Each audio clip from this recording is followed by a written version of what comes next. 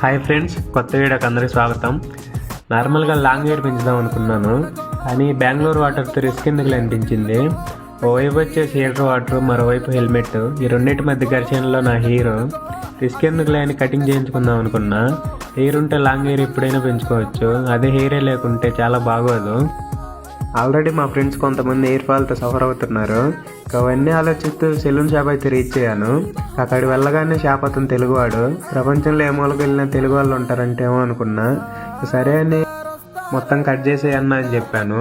కన్ను అయితే స్టార్ట్ చేశాడు. ఫైనల్గా లుక్ అయితే ఇలా ఉంది. బాగుందా లేదో కామెంట్స్లో చెప్పండి. దారిలో వస్తూ ఫుడ్ అయితే తీసుకొని రూమ్కి రిటర్న్ అయ్యాము. అలా కొంచెం ముందుకు వస్తేనే దేవత ఊరేగింపు అయితే కనిపించింది.